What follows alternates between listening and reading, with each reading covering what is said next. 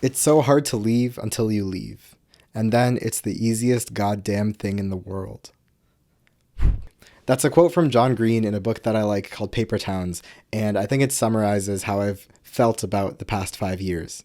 I graduated university last April, and my program had us moving for internships and school terms every 4 months, and so I didn't live in a single apartment or house for more than 4 months in a given stretch.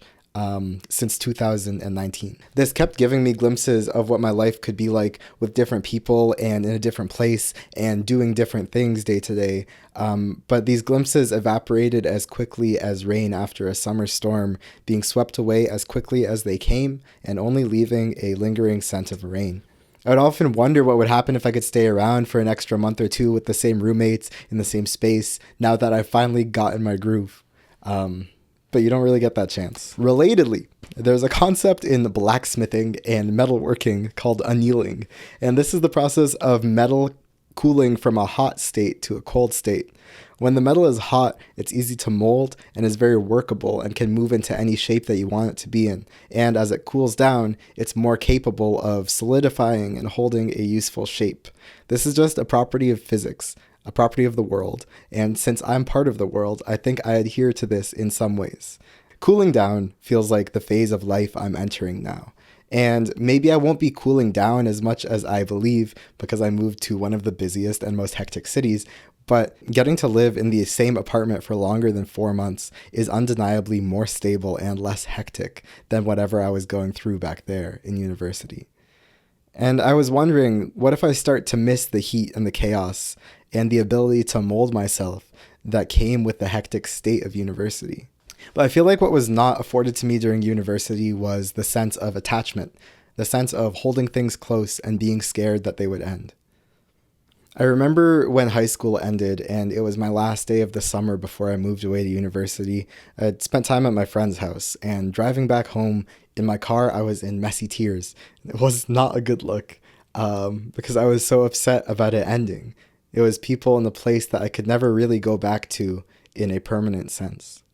I was talking to my friend about this, and he said that that was the first time something in my life was really properly ending, and it would make sense that I wouldn't know how to deal with it. But fast forward 5 years to the end of university, and the last time I'd be living in Waterloo as a student, and my eyes were dry.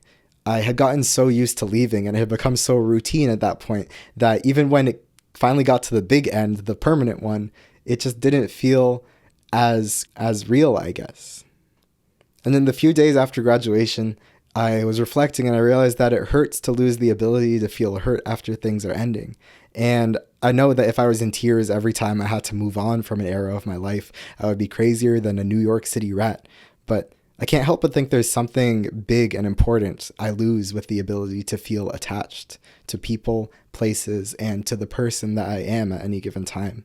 When the default state is transient, it's hard for me to feel like the present moment matters. One weekend in early August, at the end of a semester of school, my friends and I drove up to a cottage in northern Ontario. I spent a Saturday afternoon with a couple friends and a dog wading upstream through a forest. We stepped on stones against the current until the water got too narrow and the tree branches drooped too low, and we had to turn around and walk back home. I felt like I was caught in a time loop, nothing ahead of me and nothing behind me. And it felt like a dream. Many of my favorite memories over the last 5 years were dreamlike. But my problem with that is that dreams are non-continuous. You fall asleep and inexplicably end up in some magical world and get to enjoy and experience it. But when you wake up, you can never go back. I think I'm nostalgic for childhood and high school because good memories didn't feel contained to short bursts of time.